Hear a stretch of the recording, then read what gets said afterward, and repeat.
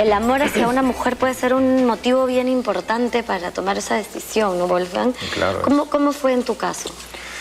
En mi caso era así, porque en la mayor parte para que yo sé bien, son unos 40.000 sacerdotes que han dejado el sacerdocio después del Concilio Vaticano II. Entonces, en los últimos 50 años, o más de 40.000 en todo el mundo, ¿no?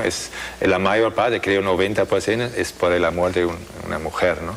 ¿Y tú la conoces siendo sacerdote? Sí, claro. No era mi catequista, sino era amiga de una amiga de la parroquia. Amor a primera vista, ¿no? Eso, sí, algo así. Sí, tú dijiste eso, ¿no? Que te flechó, Susana. Sí, ¿Qué hiciste cuando empezaste a sentir eso, no? Que era algo tan diferente a todos tus otros vínculos. Claro. ¿Cómo fue eso, no? ¿Te sentiste que, que debías dormir ese sentimiento o dejarlo ser? Yo luché casi un año, ¿no? Nos acercamos, nos separamos, porque ella también pensó que nunca va a ser posible de tener una relación abierta, ¿no? Ella lo sabía. Ella dijo, me enamoré también, ella me dijo, me enamoré, pero ya veo que no va a ser posible estar contigo, ¿no? Eso es el problema. O sea, si tú te hubieras enamorado de ella y ella no de ti, ¿tú hubieras seguido siendo sacerdote? ¿O fue determinante que ella también esté enamorada de ti? Pero estamos al punto, en mi libro escribo eso, estamos al punto de dejar todo,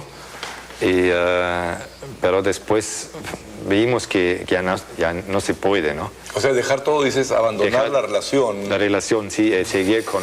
Y seguir cada uno con su vida, con lo correcto, digamos. Sí, con lo correcto. Sí, siguiendo la norma.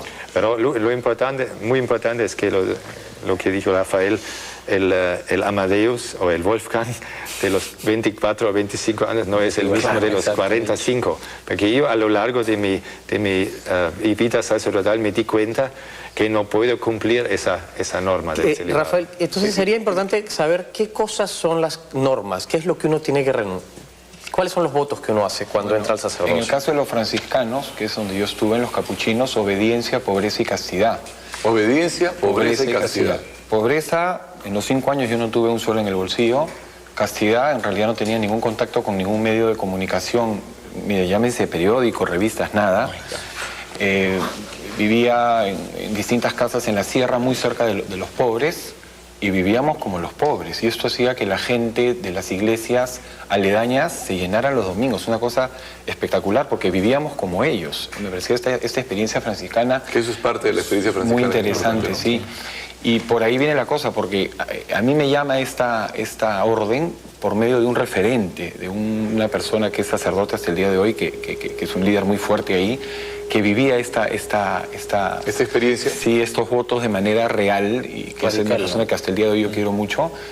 Y nada, yo vi por ahí que la cosa, había una respuesta, una búsqueda, ¿no? Yo acababa de salir de la universidad, yo estaba en la universidad, perdón, salía del colegio y había un vacío, ¿no? San Agustín habla de un vacío, que dice que hay un vacío que solamente puede llenar Dios en el corazón. Yo creo que ese vacío lo tenía un poco amplio, y a partir de esta vida previa, antes de entrar al convento de seguimiento que me hace este amigo, yo empiezo a encontrar que este vacío se empieza a llenar. Interesante. Claro, y esta luz es lo que hace que yo... Porque además es eso, ¿no? No solamente es a qué te dedicas a hacer, sino optas por una vida totalmente distinta a la que... Quería ver un poquito con César, porque lo que él me estaba diciendo es interesante. Él hizo votos temporales, pero él a los 2 años de estar en la Compañía de Jesús ya había hecho... Los votos perpetuos. Votos perpetuos. Claro, es la diferencia. ¿Qué edad tenías cuando hiciste los votos perpetuos? 19, 20, 21. 21 años, difícil tomar una decisión. Un poco prematuro para hacer algo perpetuo. Ahora, ¿no? ¿qué votos habías tomado? Es lo mismo que Rafael, pobreza, castidad, obediencia. Los mismos 3. Sí, pero digamos, ahí está un poco la diferencia, creo que entre las órdenes religiosas o los sacerdotes diocesanos, ¿no? que, digamos, los franciscanos capuchinos son, la vida ascética es muy, ¿no? Muy importante. Muy importante y todo esto, y son carismas, ¿no? La compañía teníamos lo de fe y justicia como carisma, entonces, la idea de estar insertos en el mundo, ¿no? O sea, ser sacerdotes. No están separados, no están en claustro, están vinculados al mundo. Pero a esa edad yo sí entiendo esa pasión, ¿no? No sé si me equivoco, pero creo que Sergio Galeani y Miguel Isa se casaron a los 20, 18 años. O sea, es como, ¡fuah!, te tiras a la piscina, es ¿no? parte, sí, es parte de hecho de un proceso, pero tienes, o sea, yo toda mi vida la había pasado con los jesuitas porque vengo a un colegio de la compañía. Y me enamoró mucho. Claro.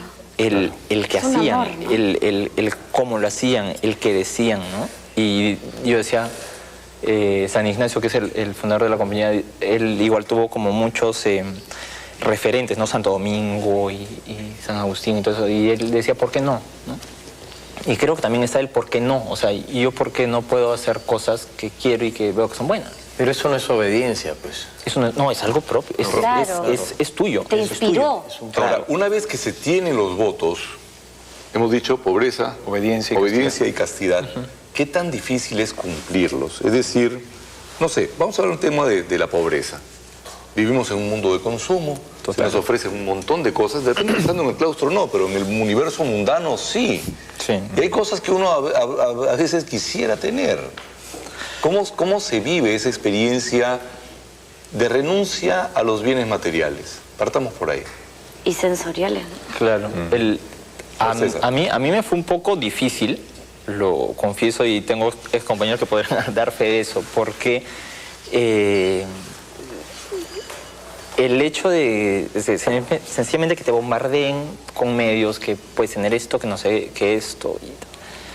Alcanzar la felicidad a través del mundo material. Exactamente. Pero por eso mejor apagar la televisión, porque la tentación está ahí. Que era un poco lo que hacían en mi orden, nos apagaban el televisor. Entonces, claro, alguien podría decir, castrante, ¿no? A mí las personas, los poquísimos días que salía el año me decían, pero Rafael, tú estás enclaustrado, estás fuera del mundo, ¿qué le vas a decir al mundo mañana? Y no, yo creo que no, porque he visto los resultados de los hermanos que han pasado por esta formación, que ya son sacerdotes y están insertados en el mundo, y lo hacen muy bien. Muy bien. Sí, mantienen una distancia, digamos, saben cómo tratar a la eso es lo que iba a decir, o sea, ¿cómo funciona eso exactamente? Una vez que eres ordenado sacerdote y previamente, cuando ya uno ya estás con cierta, el formador considera que tiene cierta madurez, te va soltando, pero te va soltando de a pocos y siempre acompañado. Los franciscanos van de a dos. Van de a dos. Es un tema importante. Wolfgang, ¿cómo funciona para ti eso? ¿Tú también hiciste voto de pobreza? ¿O no? No. Ah, tú no hiciste voto de pobreza. En tu orden no existía el voto de pobreza. No estuve en un orden, ¿no? Del diocesano. Soy diocesana, pero estuve en un instituto secular, se llama, el movimiento de Schoenstatt. Schoenstatt es un movimiento que viene de Alemania y tiene también, no son como votos, pero es como una promesa. Promesas. Prácticamente es lo mismo. Vivir ¿Ante el mismo quién hace la espíritu. promesa? Ante la comunidad. La orden o el grupo. Sí, el instituto, ¿no? ¿Y cuáles son las promesas que haces? Es prácticamente lo mismo. Sí. Pero viviendo totalmente en el mundo, depende mucho de ti mismo, ¿no? Cómo lo realizas después. Porque prácticamente ninguno te controla en eso. Tú mismo tienes que... Para mí era muy importante vivir una vida de solidaridad con los pobres. Ese era mi motivo también. Esa era tu visión. De ir a América Latina, porque yo dejé mi trabajo, yo trabajé como profesor en Alemania, tenía un nombrado, ¿no? Era profesor nombrado con todo, con pensión, con todo, ¿no? Y dejé todo para trabajar acá. Eso era inspirado por mi gran amigo San Francisco, ¿no? Y, por ejemplo, en Alemania todos tienen su carro. Yo renuncié a tener un propio carro. ¿Y cómo te movías? ¿En transporte público, en bicicleta? Acá, claro, con bicicleta no, era peligroso, ¿no? Pero acá, Acá no, pues. Acá no bicicleta. No, en Alemania tenía mi carro. Pero cuando viniste acá, claro. Renuncié a muchas cosas y eso para mí era un acto de solidaridad.